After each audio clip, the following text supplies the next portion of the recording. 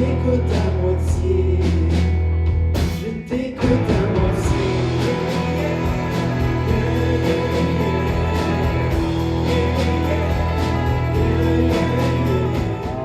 Avec plaisir, je reçois Vincent Vallière aujourd'hui qui fait un spectacle à l'Hôtel La Ferme. Bonjour Vincent. Salut Vincent, ça va? Ça va super bien, oui. En fait, tu es ici, bon, tu viens assez souvent à Charlevoix, Ouais. on t'a vu au Domaine Forget, on t'a vu par la suite au Festif en Ouais. 2012 aussi. Tu reviens à Chantefête bientôt? Oui, à la fin de l'été, on va être Mois d'août? Au mois d'août, ouais, on va être à la Chantefête, puis on a très très hâte d'être de retour parce que je suis passé souvent à la Chantefête dans les dernières années, puis ça a Ouais. toujours été des beaux moments parce que, bon, la réunion des artistes qui sont là, un bel amalgame entre des artistes émergents puis des artistes plus établis, puis il y a une bonne énergie qui circule autour de cet événement de chansons-là. Oui, puis comment tu avais trouvé aussi ton moment au Festif? C'était bien? Ah, moi j'ai beaucoup aimé le festif. C'est Ben, différent je te aussi? cacherai pas, je veux pas être... la plupart de tes invités doivent te dire la même chose, mais c'est toujours particulier pour moi de venir dans Charlevoix. C'est un... Tu sais, moi, je viens de la région de Magog. Ouais. C'est un très beau coin, Magog. J'habite proche du lac Magog, proche de la montagne du Montford.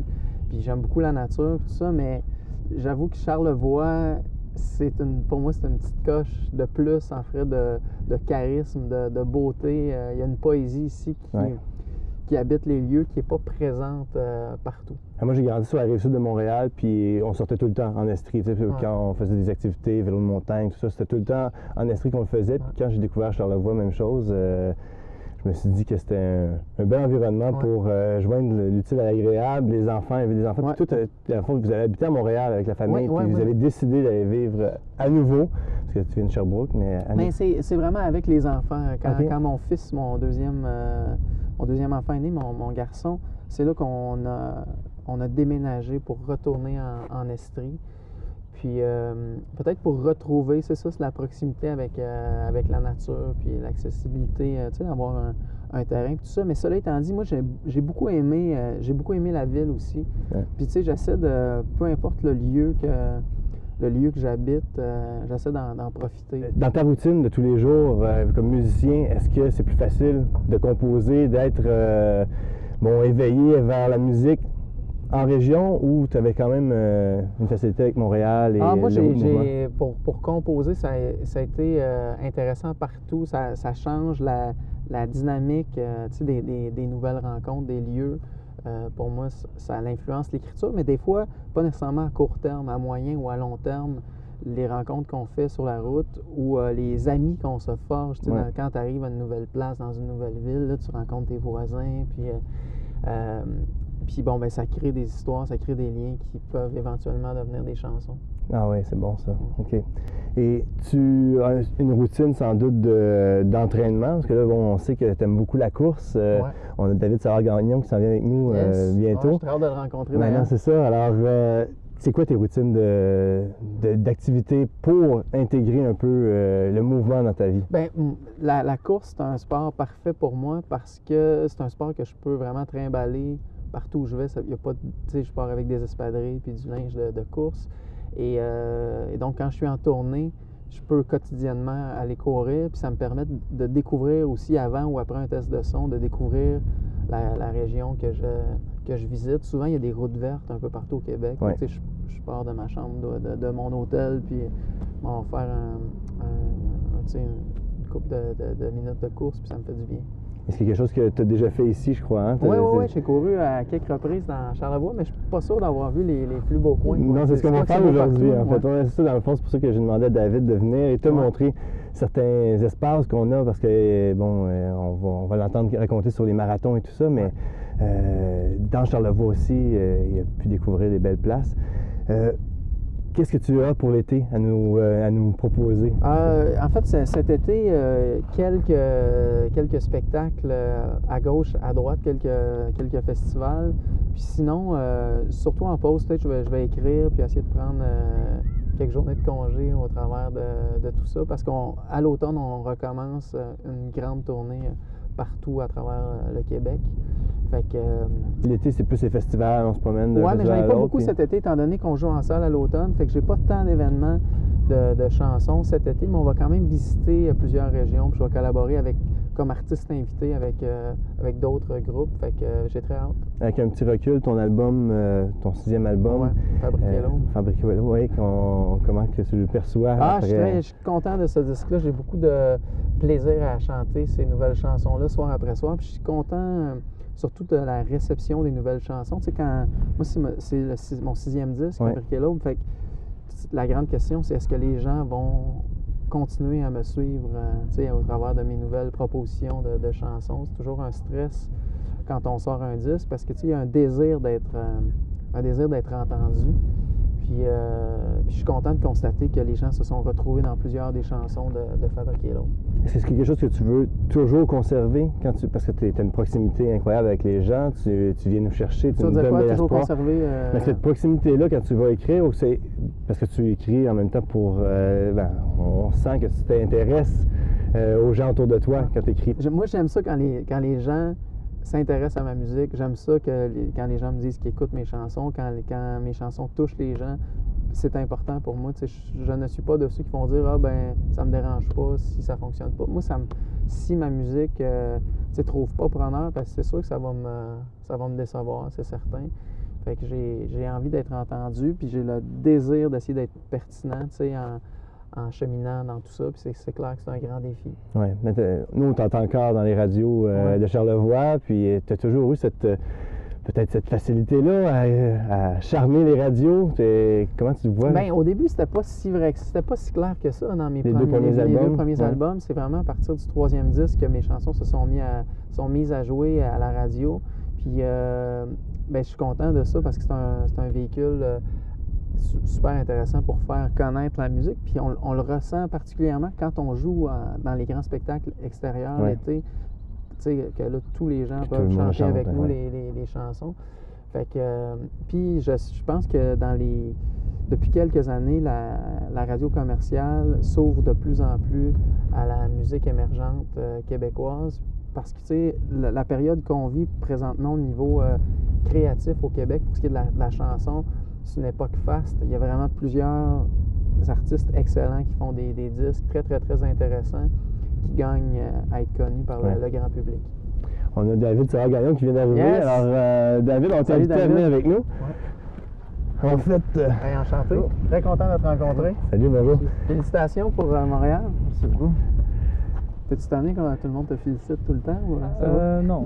Ça va. Ben non, sans doute que... Même chose pour toi, tu dois te faire arrêter partout dans la rue pour... Mais tu sais, faut dire que ce que David a accompli cette année, c'est que moi, je cours, puis je fréquente un club de course à Magog, fait que moi puis mes amis, on compare nos paces, puis on est très amateurs, là, fait que quand on voit un gars de l'élite comme ça, puis on parlait de temps, moi, ça m'impressionne beaucoup, tu sais, c'est tout le travail pour en arriver à des résultats comme celui de Montréal, celui de Québec, il y a 2-3 ans, c'est ça? Oui, en 2009. En 2009. C'est vraiment exceptionnel. Comment tu vois ça? Toi, tu vois-tu encore... tu es revenu un peu de ça? Je me l'attendais pas au début. Je voulais faire un podium. Je voulais peut-être battre... je m'attendais qu'il y ait des coureurs africains. Donc, quand il n'y en a pas eu, là, je me suis dit, bon, mais là, c'est possible parce que je voulais être premier Québécois ou premier Canadien. Donc, je pensais pas gagner un jour le marathon de Montréal. Donc, quand c'est arrivé, je dis bon, mais je le prends et je vais en profiter parce que c'est pas quelque chose qui arrive à tous les jours. J'étais le premier Québécois aussi à gagner. C'est exceptionnel. Hein? Donc, c'est ça, parce que sinon, je lisais dans un article que ça remonte à la fin des années 80 avant qu'un Canadien. Oui, je crois que c'est 89, un Torontois qui avait gagné Montréal. Qui avait gagné en 87 aussi, c'est ça? Oui, j'en avais gagné 2 fois, en 2 reprises. Et toi, c'était pas ton meilleur temps, hein? Non, mais... Tu as fait plusieurs autres temps meilleurs que ça dans un marathon? Oui, au moins 6-7 fois en bas, sous les 2h30. Et les gagnants, ils faisaient des temps de quoi environ? Ça ressemble à quoi un temps d'un Africain, comme que tu dis, qui n'était pas là? À Montréal, c'est 2h18. C'est tout juste en bas de 2h20. Okay. Parce qu'à Montréal, même si le parcours n'est pas facile non plus, mais c'est surtout que c'était comme des Africains de la East Coast League. Là, c'est vraiment, un comparatif avec le hockey, c'est vraiment la 3e zone. Là. OK. Donc, même ceux qui sont dans les mauvais jours, mais moi, je peux aller les chercher à la fin. C'était ça mon but. Ouais. Mais non, dans les grands marathons, ils sont tellement à un niveau là, spectaculaire au niveau de forme. C'est-tu parce que c'est ancré, il y a un aspect génétique, mais aussi comme culturel, au sens où tu es élevé dans... Mais là-bas, c'est beaucoup de raisons. Il n'y a pas juste un facteur. Ouais. Mais entre autres, comme ici, on aime le hockey. Eux, c'est la course. Et eux, c'est aussi... C'est un autre niveau par rapport... Là, c'est la haute altitude. Ça, c'est sûr que la haute altitude vient en ligne de compte. Ils ont plus de globules rouges dans le sang. Donc, quand ils tombent en basse altitude, ils sont super bons. Mais c'est un moyen de s'en sortir là-bas. Je lisais beaucoup avant de partir pour le Kenya. Et il y en a plusieurs que s'ils font pas ça, ben, ils restent avec leurs parents à la ferme et ils vont vivre avec... C'est un moyen de sortir de la masse puis de s'assurer d'avoir une qualité de vie meilleure. Oui, c'est vraiment ça. Ouais. Mais sauf qu'il doit y avoir encore là, c'est comme le hockey au Québec, il doit y avoir beaucoup d'appelés, un peu d'élus quand même. Oui, dans le village où j'étais, c'est un village de 1000 habitants, mais il y a 2000 coureurs qui arrivent là pour s'entraîner. Ça, c'était au Kenya, c'était en haute altitude à Iten. Il y a eu quand même quelques reportages sur Iten. C'est un petit village, mais j'ai même trouvé un manteau du Canadien avant dans ce village. Un manteau, un peu juste... Années 90, par exemple. Ouais, c'est ça. Pas un manteau d'hiver, sans doute, hein? Ouais, c'est des fois... À cause de la haute altitude. Ouais, c'est quand même... Le matin, c'est pas si chaud que ça. Les autres sont quand même assez frileux par rapport à la température. Et moi, ce qui m'intéresse, c'est de voir, parce que moi, je suis un coureur hors pair. Hein. Moi, je vais essayer de vous suivre tantôt en vélo, hein, parce que, pour le dire, je cours pas comme vous, mais la différence, bon, est-ce que vous devez courir les deux à chaque jour pour être en forme ou toi, tu dis, non, moi, je peux pas manquer une journée, puis Vincent, tu essaies de le faire, puis si ça marche pas... Ben moi en fait, j'aspire, je pourrais jamais me rendre au genre de temps de ligue, dans une ligue. C'est vraiment une classe à part. Il faut bien comprendre ça. Là. Fait que moi, c'est très amateur. J'essaie de me dépasser, puis je me mets des objectifs à ma hauteur. Puis mais au-delà des temps, pour moi, la course, mes parents ont toujours fait beaucoup de sport. Je suis comme natif d'un milieu où le sport était très important, était plus présent en fait que la musique. Puis au-delà donc... Au-delà de la performance en tant que telle, pour moi, c'est que ça m'apporte énormément. Tu sais, comme pour l'écriture de chansons, quand je suis en période d'écriture, souvent je vais courir, puis quand je veux faire le vide avant un show, je vais courir 1 heure, puis ça me change les idées, ça me calme, puis ça fait en sorte que je donne des meilleurs spectacles. Puis quand j'ai des problèmes, tu sais, des fois la vie est super stressante, je vais courir, on dirait que ça remet bien des affaires en perspective. Fait qu'à ce compte-là, pour moi, c'est devenu une drogue. Puis les journées où je ne vais pas courir, je trouve que c'est un peu des journées perdues. T'sais. Je trouve ça difficile. Puis j'essaie là, de pas juste courir, de faire du vélo puis tout ça pour ouvrir un peu le... Mais souvent, les gens demandent à quoi tu penses quand tu cours autant de kilomètres. Mais c'est un peu ça, tu penses à tout, mais à rien en même temps. Parce que tu veux faire le vide. Pour une journée de travail, là, ça fait une belle transition. Ouais. Mais ça, j'imagine que, tu sais, dans un cas comme toi, comme pour les gens qui t'entourent, moi j'ai des jeunes enfants puis tout ça, c'est énormément de temps aussi là, dans une semaine. Tu sais, tu me disais, tu fais une semaine d'entraînement normale, c'est quoi en kilomètres? Ça varie beaucoup. Là. Comme dans mon année sabbatique, je suis monté jusqu'à 230 km dans une semaine. C'est au-dessus de 30 km par jour. Ah, c'est du stock, là. Même les longues sorties, ça peut aller jusqu'à 45 km. Mais normalement, quand je travaille, je dépasse pas 150 km par semaine. Sauf durant l'été, vu que je suis enseignant, là, je peux monter jusqu'à mon 200 km. Là. C'est ça, mais comme moi, comme vie de famille. Moi, ça va être entre 40 et 70 mais c'est pas pantoute la même. C'est pas pantoute la même affaire. Dans un été, tu pourrais faire combien de. Dans une année, tu calcules même plus ça. Je vraiment pas. Il y a des gens qui calculent vraiment tout et non, j'aime mieux. Tu as fait un demi-marathon à Magog. Tu as fait plusieurs marathons? Non, moi, je fais rarement des courses. Je m'inscris à des courses. Depuis quelques années, il y a une course à Magog autour du lac, qui est une course... Il n'y a pas un marathon? Il y a un marathon depuis 2 ans. Okay. Donc, qui va être à sa 3e édition. Puis j'ai participé l'année passée. Puis c'est une course qui est relativement difficile aussi, d'où le slogan, le marathon le plus dur au Québec. Mais c'est vrai qu'il y a du sport comparativement à d'autres marathons. Mais non, c'est ça, pour moi, l'idée, c'est de me mesurer une fois de temps en temps, mais pas systématiquement. J'ai pas besoin de ça parce que je veux pas que ça devienne une source de stress. Pour moi, je veux vraiment que ce soit associé au bonheur. Comme la musique, c'est resté tout au fil des années c'est associé au plaisir, puis à quelque chose de vraiment le fun. Dans ma tête, la course, c'est la même affaire. Je veux pas que ça devienne quelque chose d'angoissant, tu sais. Non, c'est sûr. Dans le fond, tu disais que tu te libérais quand tu courais. Est-ce que toi, tu te libères encore quand tu cours ou est-ce que ça te prend un marathon pour te vider la tête et... Je te dirais, quand j'étais jeune, courir, c'était plaisant d'aller faire des compétitions, gagner des médailles, bien performer. Mais en vieillissant, juste quand je ne vais pas courir après avoir travaillé, c'est comme quelque chose que j'ai pas dans ma journée. Ouais. Et j'ai mal à la tête souvent le soir. Et quand je vais courir, ben là, je vais m'oxygéner toutes les parties de mon corps et je me sens vraiment bien par la suite. Sais-tu, parce que tu disais que toi aussi c'était familial, ouais. Est-ce que tes parents te poussaient, parce que on sait que vous êtes une famille de sportifs et que vous avez réussi en plus, est-ce que c'est quoi la Mon père était enseignant en éducation physique au secondaire. C'est ça. Mais tout le monde a fait un peu de sport, dont ma soeur qui a fait les Olympiques. Mais pas par rapport à la course. Par rapport au hockey, quand j'étais jeune, oui, j'avais beaucoup de pression. Okay. Mais quand j'ai lâché le hockey et j'ai commencé à courir, non, parce que j'étais comme... Il n'y avait pas beaucoup de monde qui courait. Ben, pas nécessairement qu'il y avait beaucoup de monde qui courait, mais j'étais allé, j'ai été suivi plus par d'autres amis coureurs. Donc, ça, non, j'ai jamais vraiment... C'est un choix personnel que tu as pris pour la course. Puis, qu'est-ce qui t'a plu au départ dans la course? Mais la course, ça dépend juste de toi-même. Donc ça, tu dépends de personne. Et si ton vélo brise, c'est pas comme en cycliste, je faisais du vélo de montagne aussi. Quand ton vélo brise, mais ta course est finie. Non, c'est ça. Donc en course, c'est rare qu'il y ait un lacet qui va détacher. Les pièces coûtent cher en vélo. Il y a quoi par rapport à la course? Moi, je trouve quelque chose de très démocratique au sens où tu as des espadrilles, tu peux courir, tu as deux jambes. C'est comme par rapport aux Olympiques, la course, il y a juste pour les championnats du monde, il y a 206 pays qui participent, dont tout le continent africain qui est très fort. Comparativement à d'autres sports d'hiver où il y a 7-8 pays, c'est incomparable au niveau de la compétitivité qu'il peut avoir. C'est ça qui fait la beauté du sport aussi. Petite question comme ça, rapide.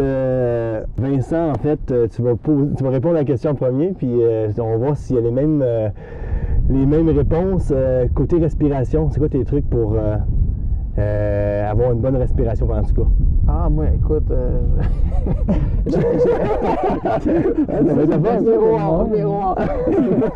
Non, mais moi, j'ai pas vraiment j'ai pas de truc, là, tu sais, j'essaie de... tu sais, l'aspect de la respiration, je sais pas, vas-y, David, moi, je sais pas. Non, mais même dans les journées de course, les gens me posent ça pour une question et... C'est la question qui revient tout le temps. Je comprends jamais pourquoi, parce que tu vas de façon naturelle. Ton corps, quand il a besoin de plus d'oxygène, ben, tu respires plus davantage. Mais c'est plutôt de contrôler sa respiration, pas de devenir en détresse respiratoire. Des fois, tu accélères le rythme, mais non, tu penses pas à ça quand tu cours. OK. C'est mieux de courir en ville ou en nature? Moi, j'aime les deux, personnellement. J'aime beaucoup courir je passe beaucoup de temps à Montréal, puis tu sais, il y a plusieurs lieux à Montréal où c'est intéressant de courir parce que des fois, il y a plus de monde. Fait qu'il y a comme une vie qui anime la course à ce moment-là. Mais la course en même temps, dans un lieu comme ici, c'est sûr que s'il y en avait un à choisir, je choisirais la campagne. Toi? Je déteste l'entraînement en ville par rapport aux voitures, mais je préfère compétitionner en ville et m'entraîner en campagne.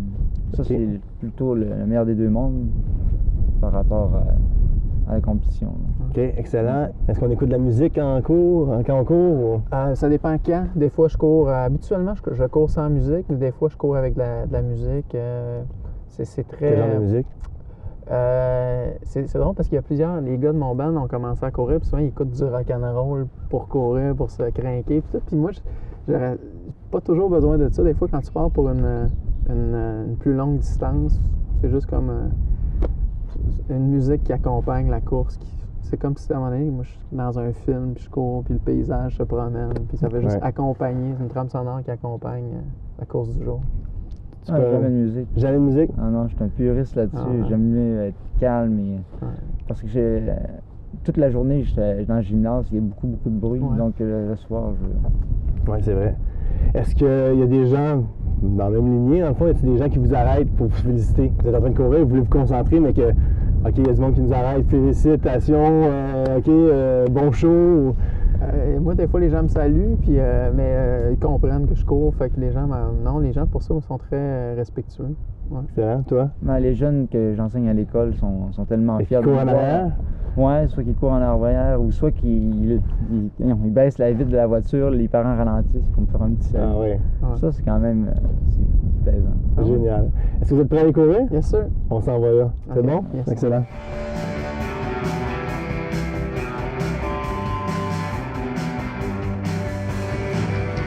Les objets s'annulent et se chassent. Les mots s'alignent, se mettent en face. Les accords s'obstinent et se brassent. Quelque chose se passe, ça m'amène loin. Je sais jamais où. Loin. Au fond, je m'en fous, je m'en fous.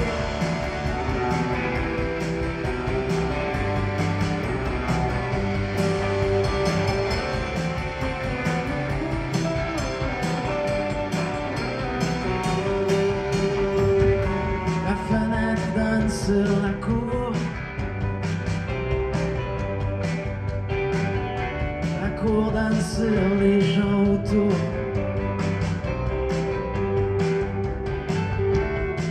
Devant tous les hasards possibles, sans habiter la paix et m'en aller loin. Je sais jamais où, loin. Au fond, je m'en fous, je m'en fous. Pendant que mon amour dort, je brise le silence. C'est une nouvelle journée qui commence. Le mouvement reprend tranquillement.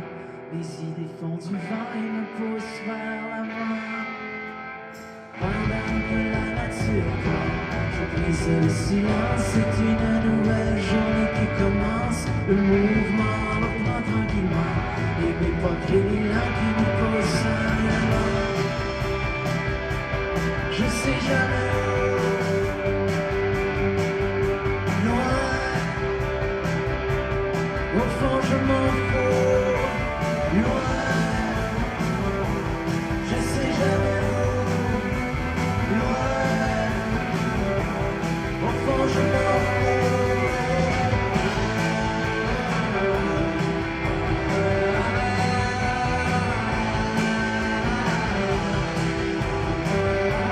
Je sais jamais où. Je sais jamais. Je m'en fous.